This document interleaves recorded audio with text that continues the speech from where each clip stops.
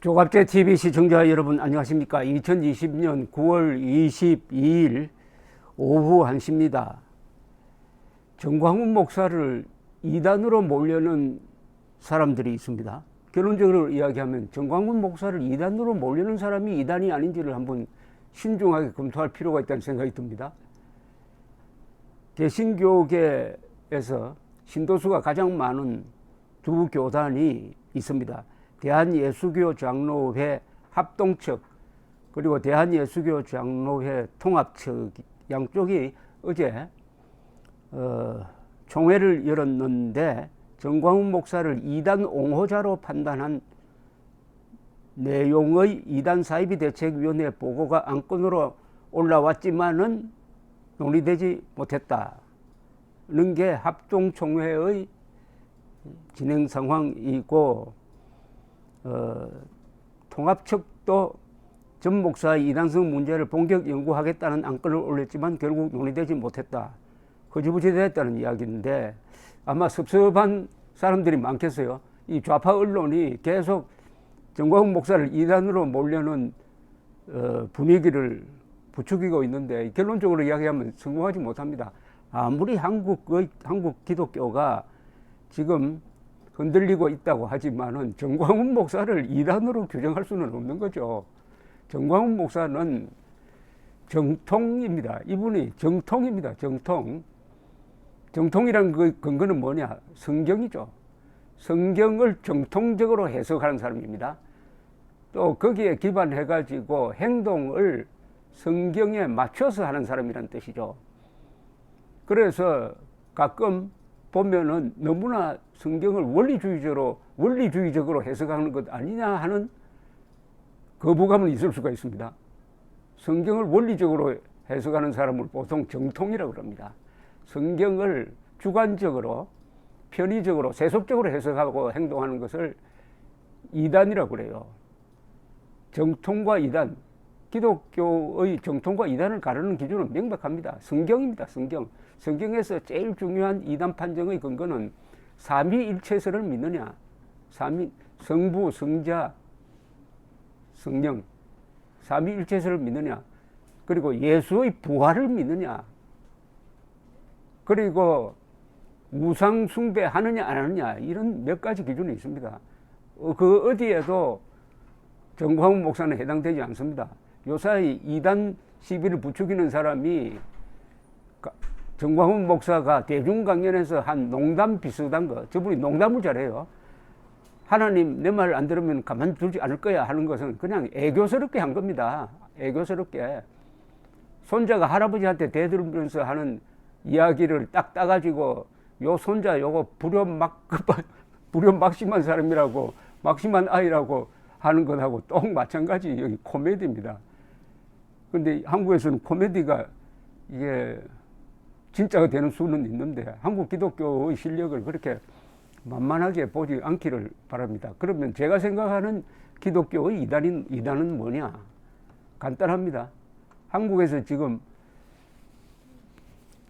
김일성, 김정일, 김정은 세력 편을 드는 기독교 성직자, 교인들 다 이단입니다. 이게 가장 큰 기준입니다. 왜냐? 우상숭배입니다. 김일성을 하느님과 같은 존재로 만들었지 않습니까? 김일성을. 아니 실제로 북한 사람은 김일성을 하나님으로 봅니다. 하나님. 김정일이 무슨 이적을 행했다, 축지법을 썼다 해가 이게 전부 다 하나님으로 몰고 수만 개의 동상을 만든 거, 이게 우상숭배죠. 그러니까 김일성, 김정일, 김정은 우상 세력입니다. 이들을 허용하거나 이들을 미워하지 않는 자, 김일성 세력을 미워하지 않는 기독교가 이단입니다. 기독교는 선과 악을 분명히 가르고 있습니다.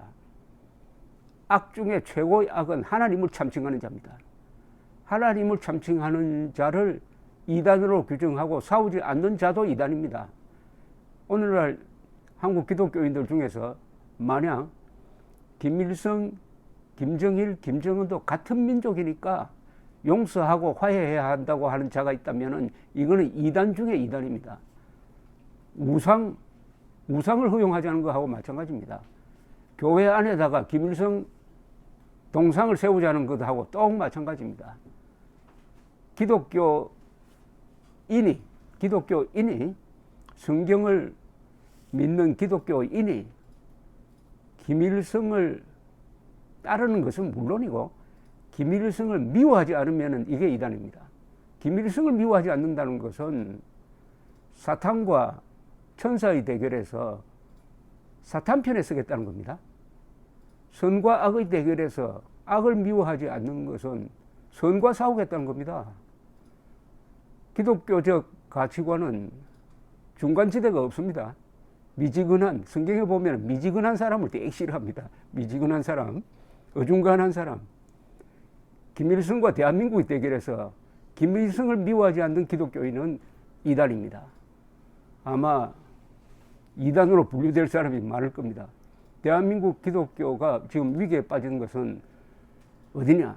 바로 김일성을 미워하지 않는 데서 틈이 생겼습니다. 그래서 김일성 편에 서가지고 기독교를 이용해 먹는 가짜 기독교인 세력이 들어와가지고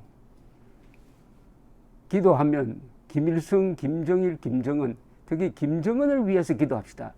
김정은이가 회개하도록 기도합시다. 아니 김정은이가 회개할 사람입니까?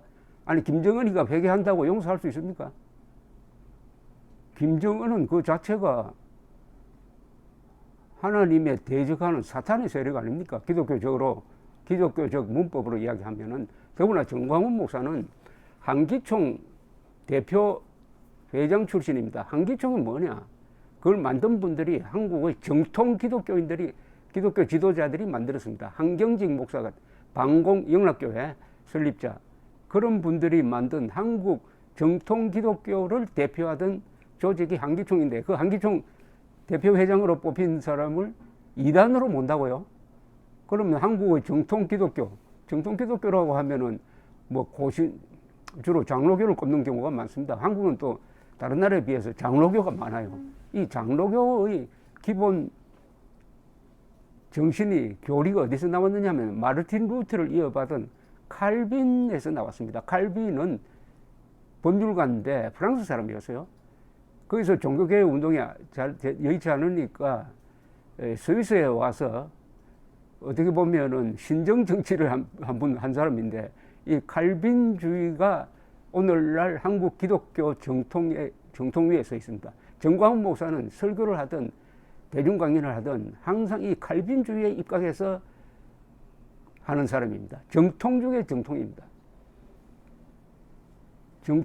이 칼빈주의는 보통 사람들이 받아들이기 힘든 교리도 있어요. 뭐냐 하면은 칼빈주의에는 구원예정설이라는 게 있습니다. 구원예정설은 뭐냐? 사람이 아무리 선행을 한다고 해도 천당에 가는 거 아니다. 누가 천당에 갈지 지옥에 갈지는 이미 정해져 있다는 겁니다. 그게 구원예정설입니다. 그러면 우리는 어떻게 해야 됩니까? 아니 우리가 뭐 아무리 나쁜 짓 하고 좋은 일을 해도 이게 미리 분명히 정해져 있다면은 그럼 뭐 어떻게 해야 됩니까? 자포자기로 살아야 됩니까? 어떻게 해야 됩니까? 여기에 칼빈주의의 위대한 점이 있습니다. 뭐냐면은 누가 천당에 갈지는 모른다. 그러나 누가 천당에 안 갈지는 확실하게 안다. 그건 뭐냐? 평소 생활이 허랑방탕하고 게으르고 하는 자는 이건 천당에 가는 후보에도 속하지 못한다. 그러면 사람 심리가 어떻게 되죠?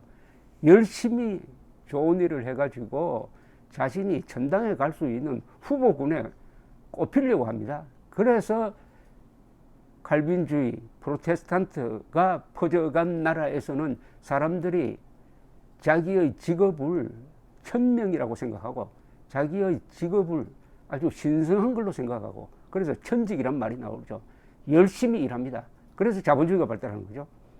칼빈주의, 프로테스탄트 정신에서 자본주의의 윤리가 생겼다. 그 자본주의 윤리는 뭐냐?